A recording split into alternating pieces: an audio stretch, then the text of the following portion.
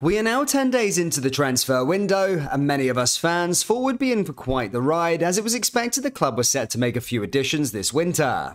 However, as I mentioned, we are now 10 days in, and apart from the Cody Gakpo signing, there has literally been nothing in terms of incomings, outgoings, transfer links, or rumours. However, reports have emerged that the club could be set to start talks with a midfield duo, at the view of tying them down to a long-term deal. And we also discussed the player that The Athletic have identified as a like-for-like replacement for Gini Wijnaldum and someone they should pursue. There is so much to cover in today's video.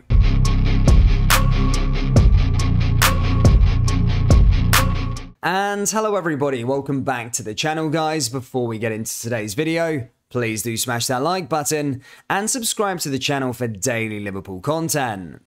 Hopes of Liverpool landing a deal for Brighton midfielder Moises Casado seems slim, with one journalist claiming the club expect him to join Chelsea. Casado has been linked with a move to Anfield either in the January transfer window or in the summer. However, there are contrasting claims over interest. Sky Sports maintain that Liverpool would pursue a deal for the 21-year-old, but sources on Merseyside are insistent there have been no efforts to bring the player in. Brighton chief executive Paul Barber has even denied any offer from Jurgen Klopp's side, telling CBS Sports at the weekend, "Maybe they haven't got my email." Now, according to the journalist David Lynch, writing in his column for Liverpool's official supporters club, the expectation is that Casado will now head to Chelsea. Lynch also added if FSG do not depart from its ridiculous strict financial principles, there will be no midfielder in January. The club appears to have already put in the groundwork for a summer deal, Wolves' Matheus Nunes, while the focus will be on securing priority target Jude Bellingham. When it comes to further additions this January, less is certain, with Goals Neil Jones speaking on Redmen TV, saying they may seek an opportunistic signing this winter window. He said, "A 6 months left on the deal, maybe one that doesn't get the pulse racing, a better Arthur Melo if you want to call it that. I wouldn't get your hopes up about a midfielder, as Liverpool are not adverse to changing their plans mid-window." Just a quick one guys before we get back into the video, I just want to let you know that we're having a January sale over at our website for all our Liverpool merchandise on copyclothing.com. The link is down there in the description. We have some new pieces coming out in February, but until then, go have a look at the old collection. As I said, it's on copyclothing.com or down into the link in the description. Thank you, let's get back into the video. With Liverpool's midfield regeneration failing without a replacement for Gini Wijnaldum, an interesting like-for-like alternative has now emerged. During the Reds' difficult 8th season under Jurgen Klopp, the focus is rightly centred on a midfield group that has not been added to since 2020.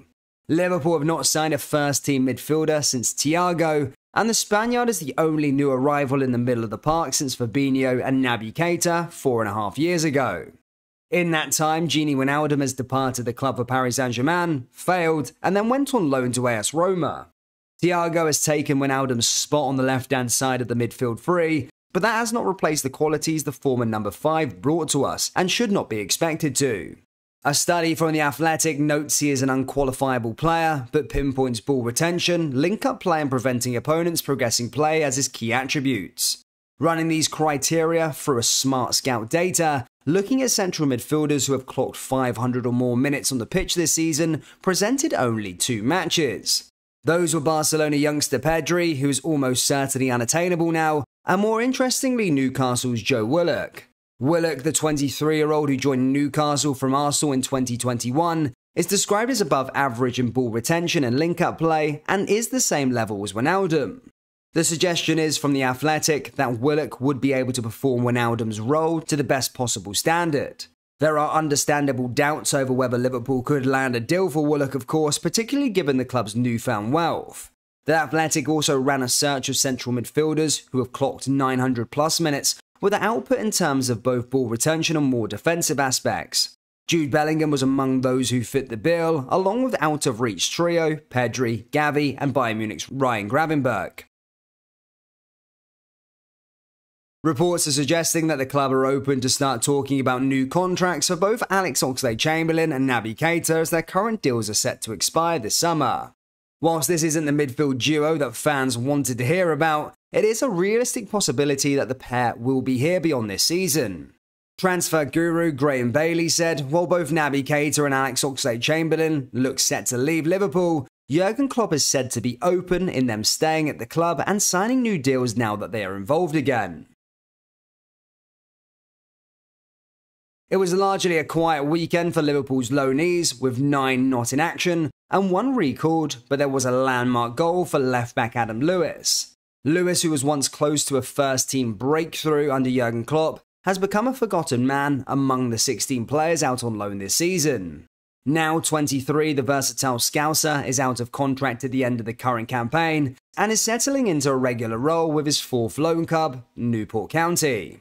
Saturday brought his first goal for the League Two club and his first since netting for Plymouth in a 2-1 win over Sunderland in January 2021. There was a positive result for Connor Bradley and Owen Beck at Bolton, who both featured as the promotion chasers held League One leaders Plymouth to a 0-0 draw. Bradley played the full 90 minutes in a tireless display on the right, while Beck came on for the final quarter of an hour and produced 2 key passes. Only midfielder Aaron Morley made more. In Scotland, Leighton Clarkson moved on from false claims he could be on his way back to Liverpool as Aberdeen beat St Johnstone 2-0. Max Waltman came off the bench as Doncaster lost 1-0 to Leyton Orient, while Jack Byrne lasted 61 minutes in Kidderminster's 0-0 draw with Leamington. Over in the FA Cup, there was success for 2 Liverpool players, but disappointment for another, though out of the 3 loanees involved with their clubs, only 1 made it onto the pitch, that being for just 2 minutes. That was Tyler Morton, who came on in the closing stages of Blackburn's 1-0 victory over Norwich, with Rovers now set to play Forest Green or Birmingham in the next round.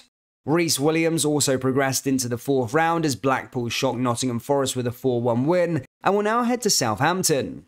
However, Jaros and Stockport were knocked out by Walsall. Sepp Vandenberg, Marcelo Petruga, Paul Glazell and Fiddle O'Rourke all missed out due to injury, while Billy Comito's early return to Liverpool was confirmed on Thursday. Liverpool fans, what are your thoughts on the reports stating that both Naby Keita and Alex Oxlade-Chamberlain could be set for new contracts at the club? Would you be for it or against it? Let me know your thoughts down there in the comment section below. That brings us to the end of today's video. Please do smash that like button and subscribe to the channel for daily Liverpool content. We've also released our Jurgen Klopp LFC t-shirts. They're now available on our website. Just go down into the link in the description or go to copyclothing.com. Thank you, and I'll see you all next time. Take care. Peace.